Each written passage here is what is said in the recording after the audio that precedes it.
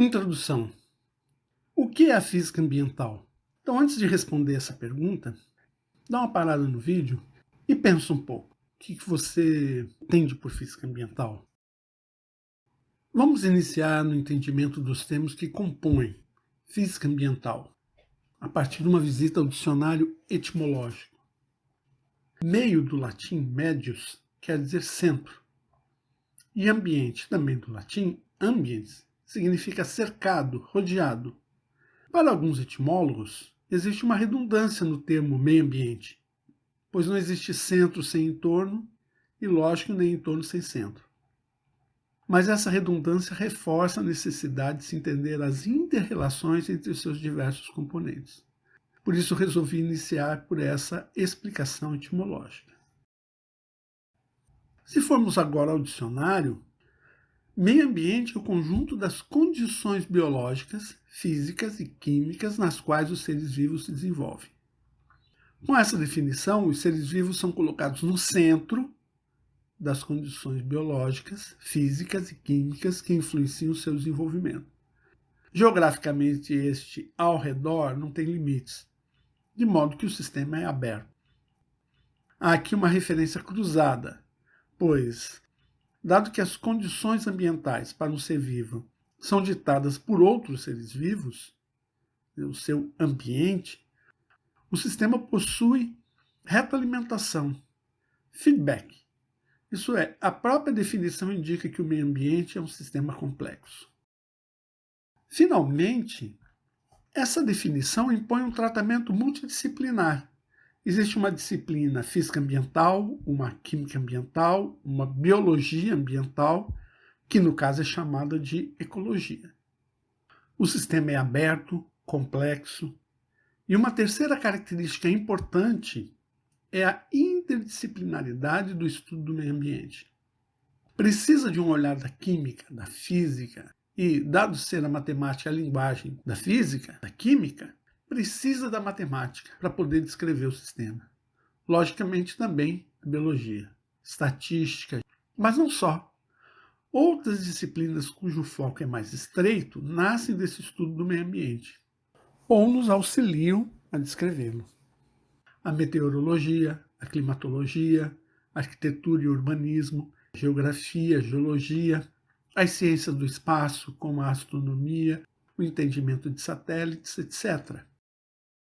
Vamos focar um pouco na física. A palavra física, que vem do grego, quer dizer natureza. A disciplina física é o estudo relativo às condições e leis da natureza, do que é natural, corpóreo, material. Então, o que é a física ambiental? É o estudo do meio ambiente, o ambiente em que vivem os seres vivos, a partir das ferramentas da física. Como exemplo, a ótica, a mecânica dos fluidos, o estudo dos fenômenos de transporte, a termodinâmica. Qual o objetivo da física ambiental? Descrever um ambiente físico em que vivem os organismos vivos. Essa é a definição de Campbell e Norman, de 1998. Não existe, independentemente, um ambiente físico, um ambiente químico, um ambiente biológico. Quando a gente diz descrever um ambiente físico, significa descrever um ambiente a partir das ferramentas da física. Universo. A ideia científica de universo, como aquele que contempla todas as coisas, se consolida um século antes de Cristo, na época de Cícero. O universo da antiguidade continha o mundo, a Terra, 5 planetas, os 2 luminares, o Sol e a Lua, e as estrelas fixas ao fundo. O universo cresceu no século XVIII a partir dos descobrimentos de Urano, Netuno, Plutão, os asteroides. Somente no início do século XX se teve a dimensão de galáxia, da Via Láctea, da existência de outras galáxias. Neste século, alguns pesquisadores estimam em 1 trilhão o número de galáxias, um número 10 vezes maior do que o estimado no final do século passado. O estudo deste universo é dado pela cosmologia. Diferentemente do termo universo, cosmos significa ordem, se contrapondo a caos, a desordem. Essa ideia de que a ordem emerge do caos é bastante atual, na busca de explicar como surgem os sistemas organizados. É matéria da disciplina de Teoria da Complexidade, fundamental para entender o meio ambiente. Mas podemos pensar universo e sistema a partir de definições de categorias diferentes. Uma visão termodinâmica de universo e sistema é dizer que o sistema é uma porção do espaço separado por uma fronteira da sua vizinhança. Para além da fronteira se tem o universo. A fronteira que define a minha região de interesse pode ser real ou imaginária. No caso dessa figura, a cerca é uma fronteira real. A fronteira também pode ser classificada em fixa ou móvel. A cerca da figura é uma fronteira fixa. Finalmente, a terceira classificação aqui estudada refere-se à possibilidade de fluxos entre o sistema e sua vizinhança. A fronteira será permeável se deixar passar matéria e energia sem impor qualquer barreira. Será dita impermeável se não deixar passar matéria, mas deixar passar energia. E será semipermeável se selecionar o tipo de matéria que irá fluir para fora ou para dentro do sistema.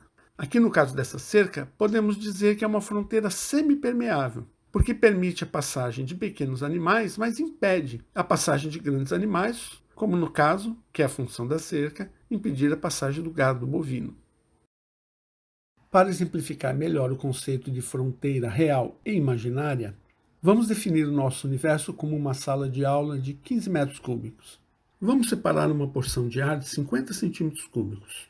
O sistema é uma porção do universo separada para estudo por uma fronteira. Posso separar por uma esfera oca de plástico. Essa esfera será uma fronteira real, mas posso considerar essa porção do meu universo a partir da capacidade de um instrumento de medida de garantir uma determinada precisão da medida na região de seu entorno, por exemplo, um termômetro, até um determinado raio que me dê esses 50 centímetros cúbicos. No caso, essa fronteira é imaginária. Não existe uma fronteira real, mas existe uma condição que separa o sistema do universo. Para além de uma determinada distância do meu termômetro, a temperatura medida pelo instrumento já não representa a temperatura do ar naquele ponto. Esse é exatamente o conceito de footprint de um sistema. Por exemplo, o sistema de eddy covariance em uma torre micrometeorológica está relacionado a isto. Até onde posso dizer que as informações fornecidas pelos meus instrumentos de medida no alto da torre são relativas àquela porção de floresta em estudo. Essa fronteira é imaginária. De acordo com os fluxos de matéria e energia através da fronteira de um sistema, podemos classificá-lo em aberto, fechado ou isolado. Quando há fluxo de matéria da vizinhança para o sistema ou do sistema para a vizinhança, o sistema é dito aberto. Essa fronteira será semipermeável ou permeável.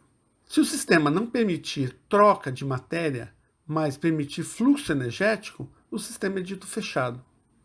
Finalmente, o sistema é dito isolado quando a fronteira não permitir qualquer fluxo, isto é, não fluir nem matéria nem energia. Neste caso, a fronteira é dita adiabática. Os sistemas naturais são sempre abertos, mas em certas condições podem ser modelados como sistemas fechados e em outras podem ser inclusive modelados como isolados. Oportunamente, veremos os exemplos. Propriedades ambientais. Vamos chamar de superfície a região que contém a vegetação local, a camada de solo e a atmosfera próxima. A superfície é o nosso sistema. A área dessa porção do meio ambiente e sua altura são importantes características. Quais são as variáveis de interesse? As temperaturas do ar e do solo, a pressão atmosférica, a umidade relativa do ar, etc. Essas propriedades são alteradas devido às trocas, fluxos de matéria ou energia do sistema com a vizinhança. É preciso, portanto, determinar os fluxos de radiação, de energia, de dióxido de carbono, mede-se a intensidade e a direção dos ventos, e a partir disso posso criar modelos para entender a dinâmica dessas propriedades ambientais. Para se determinar a fronteira por onde irão fluir matéria e energia, leva-se em consideração a localização dos instrumentos de medida.